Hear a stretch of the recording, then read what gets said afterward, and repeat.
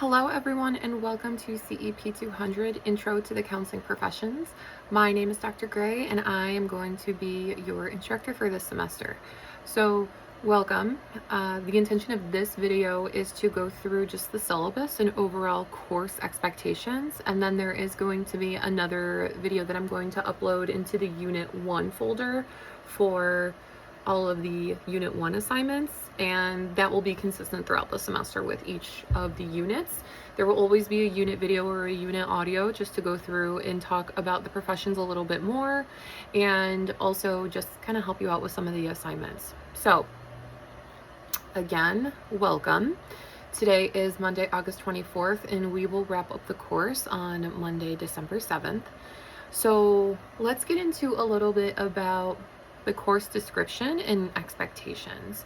So over the years, what I have noticed is that students will enroll in this course with the intention of learning more about counseling and counseling techniques and interventions. So unfortunately, one of the first things that I have to tell everyone is that we will not really be going through counseling interventions in this course. Mostly our main goal is to go through and talk about all the different options that there are in terms of if someone wanted to be a counseling professional, how one would go about getting on track to be that kind of professional, different settings, responsibilities, populations, and stuff like that. So it is really just a general overview of how many different counseling professions are available. And this is not an exhaustive list of those that we're going to learn about in the course. There are so many other opportunities and honestly new positions being established in agencies and organizations every single day. So we will learn and discuss the pretty much the big major ones that are super important or that come up a lot. Not to say that any that aren't on this list aren't important, but so just to give you a heads up there, and initially I know that that can sound really boring. So what I have done with this course is I have gone and added a little bit more into each unit. Typically it's populations and situations that you might see in that counseling profession. So for example, we are going to talk a little bit about harm reduction in the unit where we talk about addictions counseling. In the child and adolescent counseling unit, we are going to talk about the ACEs, which are the adverse childhood experiences. So stuff like that. So you're not only learning about the profession, but you're also learning a little bit more about maybe populations or situations that you might encounter in that position. Feedback has been pretty positive with that. A lot of students feel that this is really interesting and relatable material. So hopefully you have the same experience. So all right, again, course description. What is counseling? What's a counselor? What's the difference? What are the settings? And what credentials do they need? So we are going to go through mental health counseling, addictions counseling, school counseling, rehabilitation counseling, career counseling, organizational counseling. There's a whole bunch we're going to go through. So I try to cover at least 2, sometimes 3 of the counseling professionals per unit. So as far as mode of instruction, everything is pretty much on Brightspace. Any supplemental materials that you're going to need, there is a link in the folders. So other than the textbook that you're going to need to order if you haven't already, everything else is pretty much already here for you. So you won't need anything extra. The textbook is the Sage Guide to Careers for Counseling and Clinical Practice by Helkowski. It is a very simple, very small book. I think that you only need information that's necessary, so I try to stick to things that are not super expensive, but also not super fluffed up with a bunch of information that you're not going to need to read about. All right, so let's scroll down here to, again, I'm going through the syllabus. Let's scroll down to course requirements. This is really what everyone is super interested in anyways. So there are a couple of components, more than a couple of components to this course. So we are going to have unit assignments, discussion boards, quizzes, journal responses, and one final paper/project at the end of the semester. It's more of a paper than it is a project. But so let's talk a little bit about these. Make sure you are really listening here. Take notes if you need to. There are things that I'm going to mention here as far as expectations in the course that might not be listed in the syllabus, but are still very important. So First and foremost, unit assignments. We are going to have 5 of these worth 20 points each. So you are going to have a unit assignment for units 1 through 5. Unit 6 does not have a unit assignment. That's to also help in preparation for completion and submission of your final paper. But for units 1 through 5, you can count on a unit assignment. So one thing I want to mention, and this is going to be across the board. Historically, what I would do is I would tell students to give a substantial reflective response in their assignments.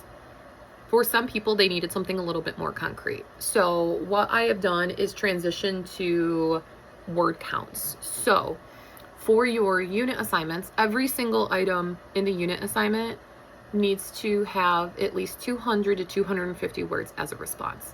This also goes for your discussion boards, your discussion board responses, your journal reflections. Everything unless otherwise noted, you want to make sure you're meeting the 200 to 250 word mark. Okay, so that's pretty much it for the unit assignment. Let's talk about the discussion boards. So there are 4 discussion board assignments. They're worth 25 points each. The way that this works is you are required to comment on 2 of your classmates' posts. Your first initial post is going to be worth 15 points, and then your responses to your classmates are going to be 5 points each. So with all 3, we're looking at 25 points. I know that discussion boards aren't a favorite of students, but with this being an online course, we do have to find a way to engage and just bounce ideas off of one another and get to know one another and really understand how different students might be perceiving a topic or material. So really just getting the conversation going. So when you are responding to your classmates, again, 200 to 250 words, that is not a maximum. Like if you have more to say, please feel free to go over that minimum amount. I've also tried to flip-flop discussion boards and quizzes. So in your units, you might have a discussion board one week and then the next week you'll have a quiz. So that kind of just offsets some of the heavy load as far as assignments do. So I believe that is it for discussion boards. I generally don't have a problem with students disrespecting one another, but again, all of us have different values, different beliefs. We just want to make sure that we are still maintaining mutual respect. So I hope that that goes without saying. I haven't really run into this issue too much, so just going to say it just to put it out there. Okay, quizzes. We have 3 quizzes. They are 25 points each. So for quizzes, I am going to give you 2 quiz responses in every unit video or audio for when there's that unit. So this just helps students feel more motivated to listen to the videos and audios. They can be kind of boring, they can be dry, but still important information. So just as a little incentive, what I try to do is I go and I look at what questions students historically have struggled with, because they're not meant to be tricky or anything like that. So I will go and I will give you those two answers. All right, journal prompts and responses. Here's the other thing actually about quizzes. Let me go back for a second. Again, they are not meant to be tricky. When I created the quizzes, I pulled the questions and answers directly from the materials, the reading materials. So again, they're not meant to be tricky or anything like that. If you have any questions or anything, please feel free to reach out to me. I typically do not offer for students to see the correct answer, but I will be redesigning this course after this semester. So if you are curious about any questions that you got wrong, shoot me an email and I can explain and give you an explanation for that. Okay, journals, prompts, and responses. So journal prompts are also going to be within the unit video and audios. So again, just to ensure that students are viewing these, there's got to be a little bit of an incentive. So journal prompts and responses are not visible by anyone except for yourself and me. So they're not like a discussion board post. No one else has access to it or anything like that. So again, 200 to 250 words. And feel free to be honest, you know. Again, it's only going to be you and I being able to be what you're reflecting on. So please feel free to be honest. All right, and then last but not least, the paper/project. At the end of the semester, you are going to have a paper due titled an advocacy paper. So we are going to address this throughout the semester. There is a whole papers and projects folder that has like a sample advocacy paper in it and everything. Like, I want students to feel well prepared. So this is going to be due the last week of class. The way that I have it lined up is that just to make sure that students have an idea of like what they're supposed to be doing, a couple weeks before the end of the semester, I will have every student go into a discussion board and comment the topic for their paper. Once that's graded, it's 25 points, easiest 25 points. And once it's graded and I put approved, you are more than welcome to start working on your advocacy paper. But there are some times where I have to reply to a student and say, hey, like, this is a little bit too broad. Can we narrow this down? Let's revisit, what the intentions are behind the assignment, what you're supposed to be accomplishing, that kind of thing. So it's, again, just another way for students to make sure that they're on the right page as far as the assignment. So 25 points just for commenting on the discussion board as far as what your topic is going to be. And then your final paper is out of 100 points. Okay, so again, we'll be talking more about this, but for the paper, what you are going to do is you are going to identify a vulnerable population that you feel needs advocating for. And then what you're going to do is you're going to pretend like you are in the role of a counseling professional and you have unlimited resources, and you are going to tell me all about how you would come up with a very unique plan to advocate for that population. So both like organizationally, societally, politically, all of that stuff. Okay, so again, plenty of information to come on that. Let's talk a little bit about grading. So the way that the course is split up, and you will notice this when we get to the tracking calendar, you have 2 weeks to complete every unit. So what that means for me in grading is that gives me 2 weeks to grade 70 something students' assignments. So what happens is you will submit an assignment. You'll be submitting the whole unit's assignments. All of the assignments for that unit are due on that Sunday. And I have until the next unit is due to get grades in. So that gives me about 2 weeks after the unit is due to get all of that graded and submitted. Sometimes it's a lot faster than that. Sometimes things get really hectic and I need a little bit more time. I will always communicate that. But yeah, for grading, so grading for unit 1 would not be finished until the start date for unit 2. So I hope that makes sense. All right, extensions. I consider myself to be a pretty lenient and laid back professor. For assignment extensions, all I ask is that if you need an extension, email me before the unit due date and time asking for an extension. I don't know a time when I have said no, as long as you let me know before the due date and time. And then I just ask that all assignments are completed by that Friday. So assignments will be due on Sunday by 11:59 p.m. If you need an extension, you have until that Friday to get it in. So hopefully that helps. All right, let's keep going. Okay, academic integrity. I want to talk about academic integrity as well as the use of AI in this course. So with academic integrity, I have at least one student every semester who I have to have a talk with about using AI or plagiarism. Please do not put me in that situation. It's not a fun conversation for me. It's not a fun conversation for you. It's stressful. I want everyone to do well. Please just do all of your own work. Do not reuse assignments from previous students. Do not have AI complete your assignment for you. We do have programs that catch those things, especially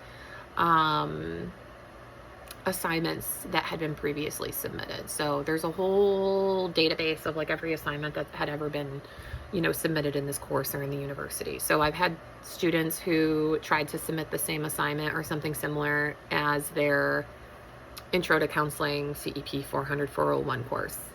I was able to see that with our program. So please just don't do it. Okay.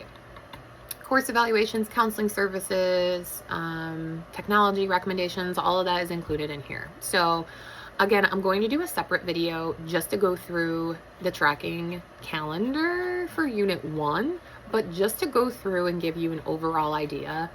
All of the information should be here. All of the information in the tracking calendar should be what you go by. So if I accidentally make a typo or, misspeak or something like that, always go by what the tracking calendar says. So again, you have 2 weeks to complete every unit, which I hope is a substantial amount of time. Typically what I hear from students is like there's a lot of reading and a couple of assignments that suck, but having 2 weeks to complete them makes it a lot easier, right? So remember, this could be an in-person class, for several hours a week. That also has to be, we kind of have to mimic that in an online course, right? Like you should still be getting out of the course what you would be getting out of an in-person course. So please keep that in mind when looking at the caseload and the amount of time it takes to complete the material. All right, so your start date of the unit and your end date of the unit are all on here. So the unit will start on a Monday. You have 2 Sundays from then to submit by 11:59 p.m. And that's it. And then the next unit will start on the next day. And like I said, the unit video/audio will always be posted by the end of the day that Monday, the start of the unit. So I work as a full-time clinical supervisor for a local nonprofit organization. So sometimes things get a little hectic and I just need a little bit more time. So kind of like today. It's 2:00 in the afternoon. All right. But the unit will always open for you. So it'll be open by the time that I submit the unit audio or video. So let me know if you have any questions about that.